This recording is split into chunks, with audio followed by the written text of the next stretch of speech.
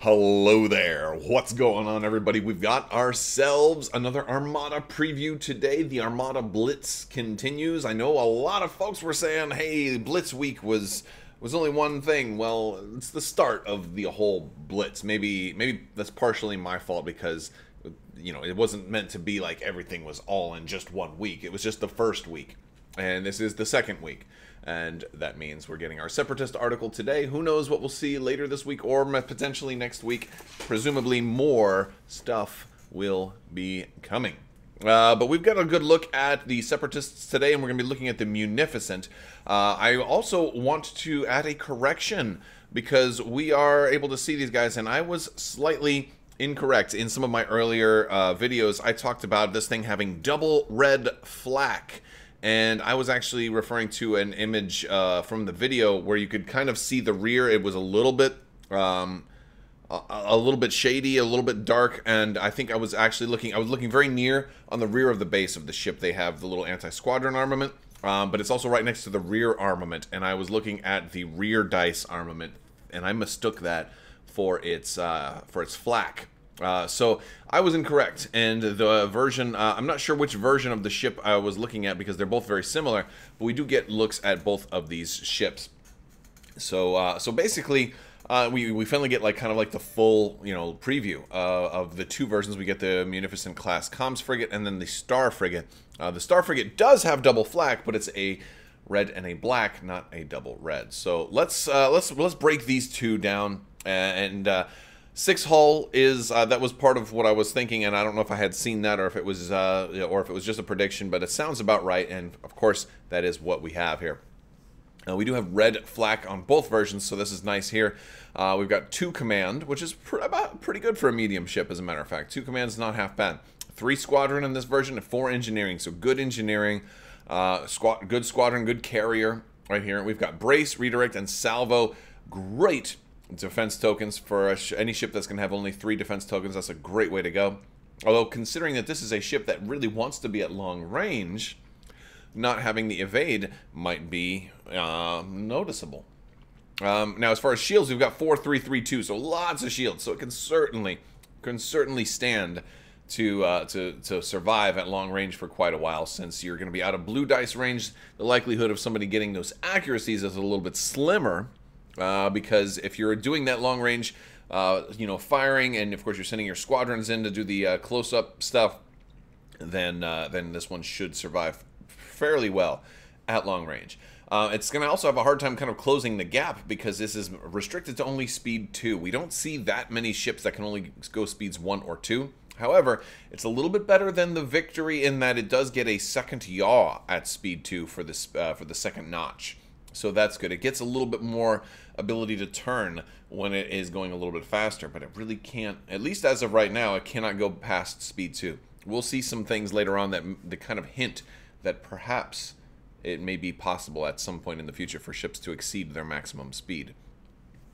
Now, on this, well, of course, we do have a support team. So as far as weapons, we've got 2 red in the front, 2 blue in the front, 3 red on each of the sides, and 2 red in the rear. The 2 red in the rear is going to be pretty useful for salvo. We've got at least 2 red everywhere, but the side arcs are particularly good, and that's kind of how I think you want to fly this ship. Mostly circular strafing. Your opponent's trying to hit them with those broadsides, but turning slightly closer to them so that if you do end up coming up to them, you can potentially hit them with the front and double arc them. And that front, as you're getting closer, is going to hopefully be a deterrent against somebody trying to get too close to you, because now you double your firepower once they get close enough to your front arc, or at least double what your front arc would have been. And then on top of that, you're still always going to have that salvo from the rear arc as a return fire, so 2 more red shooting back at somebody. So it's pretty good. Your flak is actually going to be really good too, so you really want to kind of stay at long range as long as you can.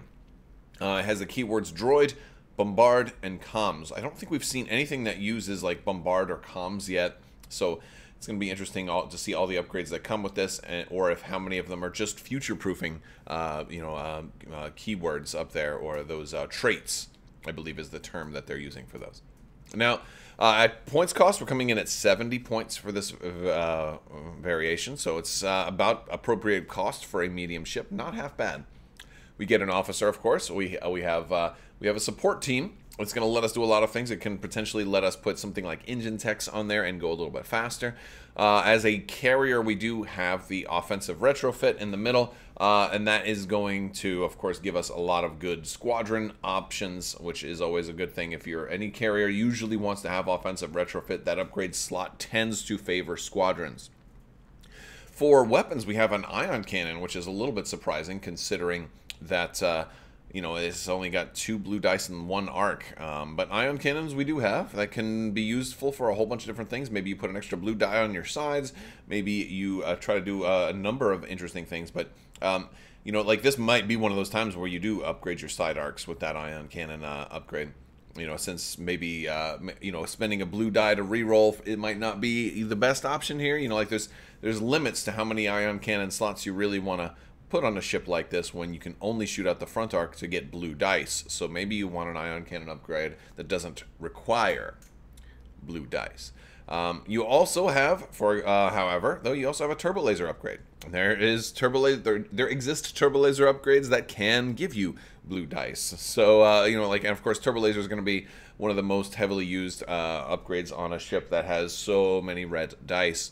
This is definitely a good option for linked turbo laser towers or very similar upgrades as well. Or maybe enhanced armament if you just want to go all in with the side arcs. You could do that. All right, now if we look at the Star Frigate, we're only going to come in at 3 points more. But we see no changes to the normal ship battery armaments or the speed or the defense tokens or the hull. We do gain a black die for our anti-squadron, which is actually really, really cool. Now, I don't know how worthwhile it's really going to be to do that because, you know, this is a ship that wants to stay at long range. Now, eventually, I'm sure enemy squadrons are going to try to attack you. So having a second die and a die that's very likely to get hits, you know, you can do a lot of damage. You can potentially put 3 damage on a single squadron with 1 anti-squadron attack, otherwise known as flak. Somebody asked in my Discord recently, what does flak mean? And flak is a slang term that we tend to refer to as our anti-squadron attack. So, now we also lose 1 in the squadron points. So this one is less outfitted to be a carrier and a little bit more outfitted to be more of an anti-ship or maybe a flagship or maybe an anti-squadron type of ship. So maybe a little more offensive here, a little more defensive too, because of the fact that we actually lose that offensive retrofit, but we gain a defensive retrofit. And I recognize the irony in that I said maybe a little less offensive, but the defensive retrofit is going to help us stay alive a little bit more. Maybe we can more likely get into closer range now because we can put something like, you know, electronic warnings, or rather, you know, basically, if we want to ensure that we can use that brace, we can do something like that. So, you know, having the defensive retrofit is going to be real nice. This one might not want to be your first carrier, though. It may. This one is probably if you're either relying on rogues, if the Separatists end up getting rogues, or if you're relying on just simply other ships to activate your squadrons, or allowing your squadrons to just activate as normal during the squadron phase.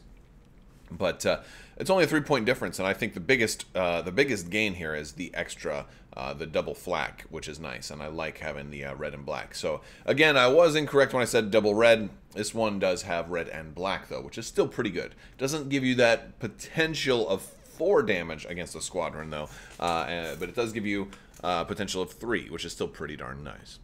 All right. As far as titles, we've already seen the Tide of Progress 12. Tide of Progress 12. I don't know. That's a strange name. Why there's a 12? Have there been 11 of them that got blown up before this one? Perhaps. Perhaps there have been. And this one is an exhaustible title. It only costs 2 points. It says, before you're dealt a face-up damage card with the ship trait, you may exhaust this card to discard that damage card without resolving its effect. It's a nice ability to have. It's only 2 points, and it gives you the option to just discard a card. Of course, it has to be face up, and it has to have a ship trait. So not that many do, but you know, it's for 2 points, it's not half bad. Plus, you can spend an engineering token or something like that to to ready it again. So you can use it more than one time if you need to. We also have a new card spoiled, the Salnalaur. Is that AOR? Yeah, Salnalaur. Salnalaur. Am I saying Salnalaur? Sonalor. I don't know how to say that. The Sa-Nalor. There we go. Anyway, the Sa-Nalor, I think that's how we're going to say it. It costs 5 points, but it does, remember we talked about this ship not having evade. This one says, while you're defending, if you're at speed 2 or higher, you may spend a defense token to resolve the evade defense effect instead of that token's effect. You cannot resolve the evade defense effect more than once per attack. So that's just a reminder. Of course, you can't do, you know, the same defense effect more than once per attack. You can never like brace and then brace again to, you know, cut that damage in half and then half it again. You know, but then that's more of a regular rule. I like that they're putting some reminder text when it fits on some of these cards. So you can, this way, you know, if somebody's, you know, rolls a single red die at you and they get that double damage, you know, you can, you know, like, you know, I don't want to brace that from 2 to 1. I'd rather just evade that and cancel it altogether. Or maybe somebody rolls 2 double damage at you and you want to say, you know what, let me, I mean, I'm not going to salvo this time because I'm not going to kill them and it's the last turn of the game, I need to survive. Okay, let me brace, you know, and then evade. So you spend your salvo to do the evade. And, you know, you can cancel 1. And, you know, it's great if somebody gets a double damage on you at long range. That's what this one's really for. It's a little expensive to be able to do that because, you know, you still have to spend a defense token. And all of the defense tokens they have are pretty good. So there's not any that are immediately disposable. I think salvo is going to be one of those that you really are kind of picky and choosy about when you use. And, you know, against maybe a small ship where you could actually break through some hull and get some damage, then you'd probably want to salvo. But if it's late in the game and it's a ship that hasn't been touched yet, maybe you just say, you know what, I don't really need to worry about salvo right now. It's a possibility. Another interesting thing about this title is that it says, while defending, if you are at speed 2 or higher. Well, 2 is the maximum speed for this ship. So I find myself drawn to the fact that it says, or higher, right? Because I'm like, I mean, granted, that's probably just good future-proofing. Why not? There's no reason for it not to say that. But I wonder if there's something coming, planned, or maybe long-distance future that could increase ships' speeds beyond their printed maximum speed. Maybe that's a topic for another video. Like, it'd be interesting to see how they could do something like that. I think you would just copy the speed 2 and then add a speed 3 with 0 yaw. That seems like it's the easiest way, the cleanest way to do something like that, but it'd be interesting. All right. Moving on. We do have our commanders previewed today. We have already seen Kraken at 30 points, but we'll take a look at Kraken here. Once per activation, while a friendly ship is attacking a ship, if another friendly ship is at close to medium range of the defender, the attacker may change 1 die to a face with any 1 icon and no other icons. So this is basically if you have teamwork, right? If I've got another ship, basically if I've got my Munificent out here and he's firing at you, but I've got maybe a hard cell transport close to you, I can change 1 die to any face. This means, hey, oh, if it's a side arc attack, I've only got those 3 red, I can point 1 to that accuracy. Or if I can turn a blank to a crit if I need to. It's a good way to manufacture crits, and it's a good way to manufacture accuracies, or whatever you need. Or just to avoid blanks, or at least to avoid a single blank, at least. It's a pretty, overall, it's a pretty good card.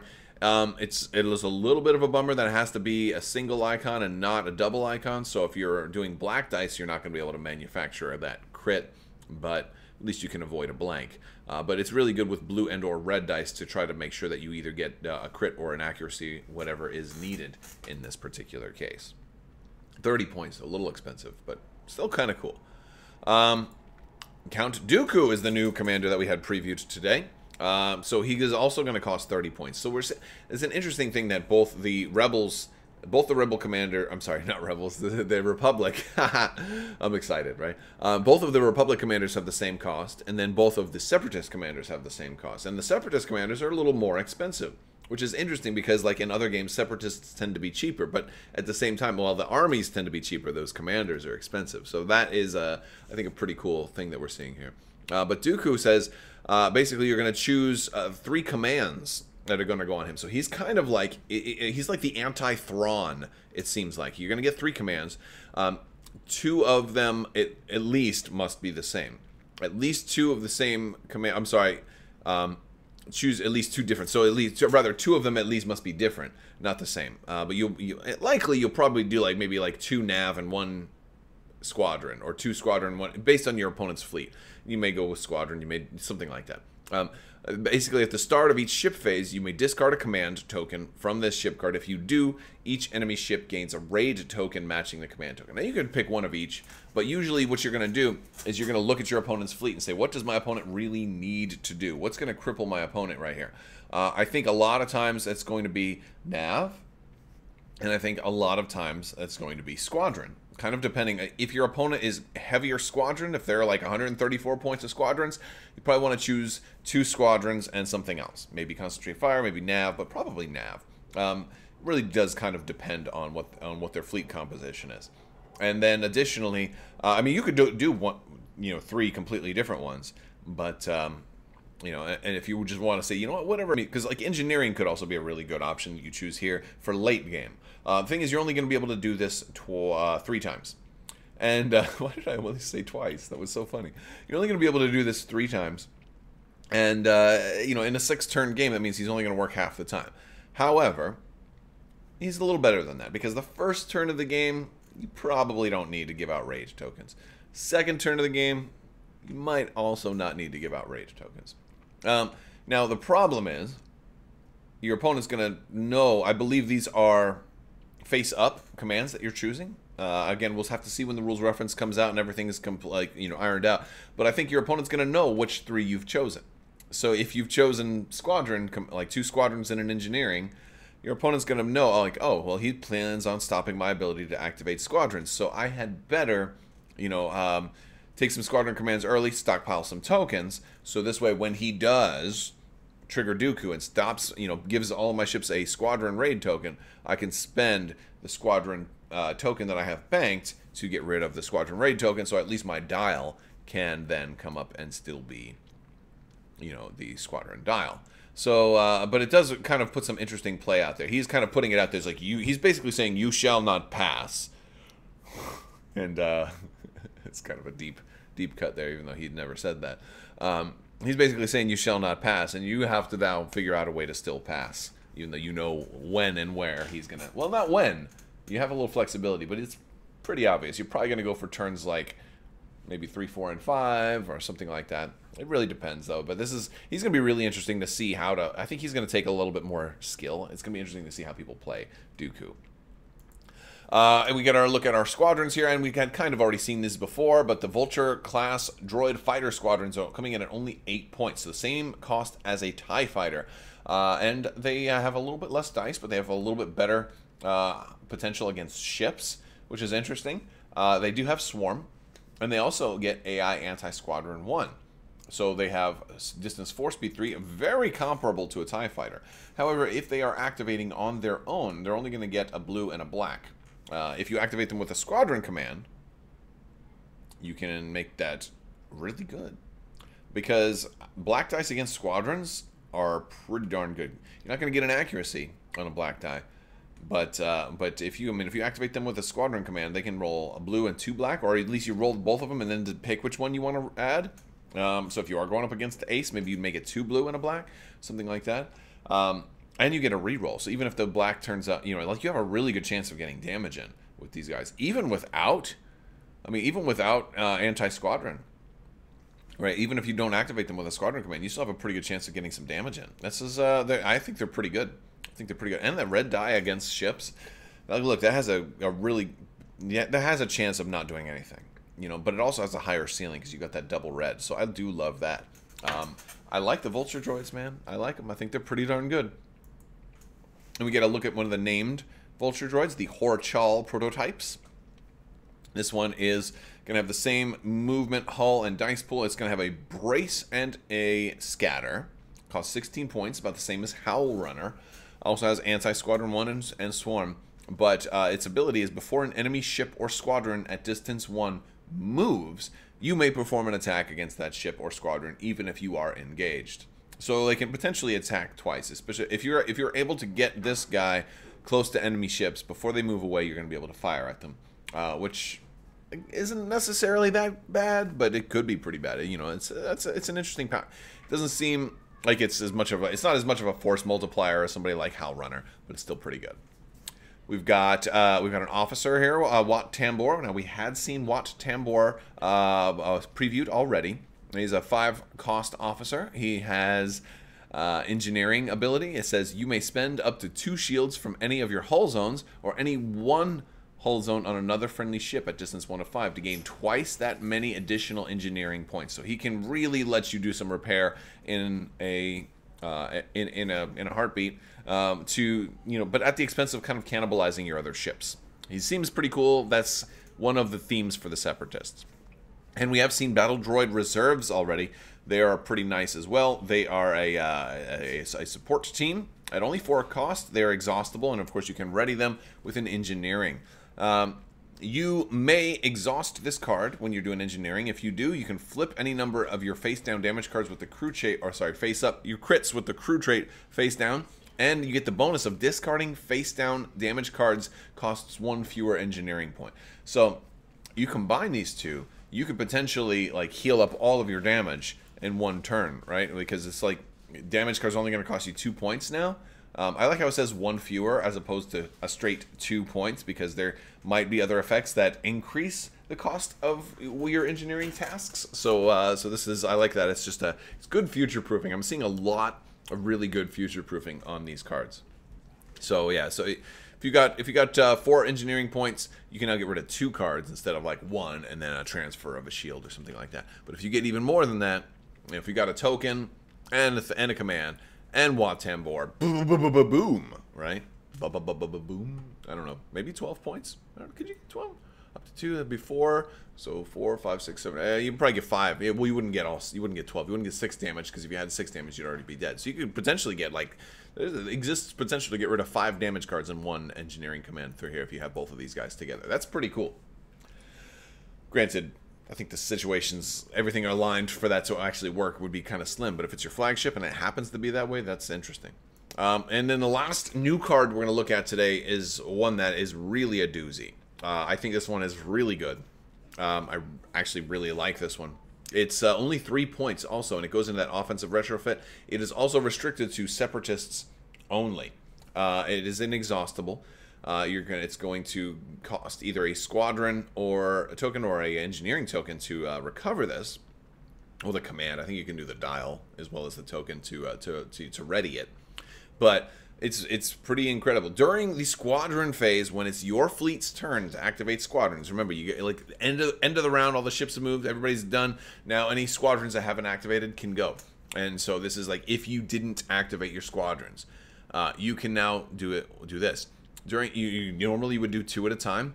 You may exhaust this card to choose a number of unactivated friendly squadrons at close to long range. So it's already extending range, right? At close to long range up to your squadron value. This turn, activate those squadrons, period. Or activate that, wrong inflection of the voice. This turn, activate those squadrons. And while attacking each of those squadrons with AI are treated as if activated by a squadron command. So what this is doing is, I don't think your squadrons are actually able to move and attack. You're able to like activate them.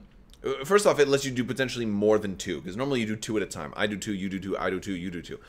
What I don't know from the wording on this card is if this is in place of your normal 2, or if this is in addition to your normal 2.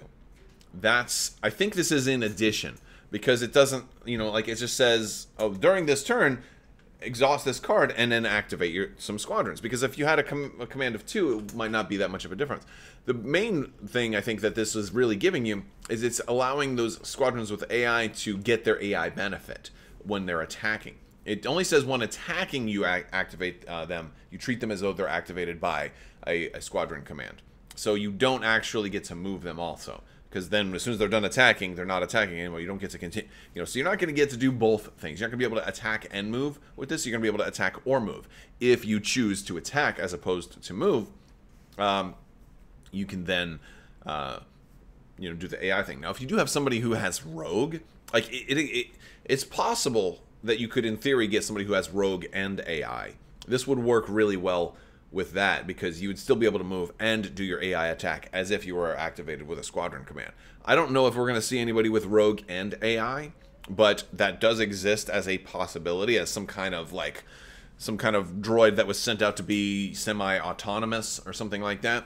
So that is possible. I think that this would work really, really well with that, but this may be the reason why we never see that. But also, it doesn't kind of, those two keywords don't normally kind of synergize with each other. You wouldn't want rogue and AI, but it could be a balance. It could be a way to make somebody who's rogue really, really good, but like, yeah, but they're not that great because they lose a die if you do the rogue thing, you know. I don't know, but this is also great because of just the timing of it all. So I'm curious if this will be one that adds to your activation for that particular round of squadron activations, or takes the place of your 2, because, you know, I'm unclear exactly as to how that one goes. But I do like how basically you can do 3 if you have this for one of your carriers that has a squadron value of 3. There may be more carriers that have higher squadron values eventually. I think if we ever get a Lucre Hulk, it will definitely have a much higher value. And it kind of allows you to kind of play your cards closer to your chest, right? You can be like, hold on, I'm holding up. I want you to go first. You go first. You go first. You know, and then now, oh, did you activate all your squadrons with commands? I'm waiting till the squadron phase. Now I'm going to attack. This one will also be really, really good with the bombers. If they happen to be close enough to ships, or if you park your bombers maybe safely in front of a ship's movement path, and then they have to move into your bombers, and now you're like, ah, okay, now I will go and activate this. Now all my bombers get an extra die when attacking your ships, and boom, that's how you make the bacon. So no, this is just looks like maybe the most significant card out of this whole preview set. Because it involves a really different way to play. It means your carriers don't have to do squadron commands to still, you don't get extra benefit out of those squadrons. So I like this. I like this one a lot. And that's our Separatist preview. Hopefully you guys liked this video. If you did, go ahead and let me know what you think down in the comments. There is still time left to enter to win that $25 Amazon gift card giveaway. You just have to be a subscriber and leave a comment. If you also wouldn't mind, go ahead and click that bell for alerts down there so you don't miss out on when new videos are posted. We are going to be doing more and more giveaways. The 12 Days of Life Day is coming up, so in December I'm going to be doing lots of giveaways to people who are subscribers and have left comments. So make sure you are leaving comments and interacting with one another. Meaningful comments are always better. And check the links down below for more information. Get more shirts, get some stuff, get some stocking stuffers, start buying your holiday gifts for your loved ones. If you want to support the channel when doing that, we've got a Teespring store. Links down below. You can get all kinds of shirts and masks and gator necks and bags and all kinds of cool gaming stuff. I will talk to you guys so soon. Thank you for watching, and daylight savings time is the worst thing ever. It's literally a bag of farts, and I just wanted to share that with you. Thanks so much to my patrons. You guys are awesome, and as always, have a great day.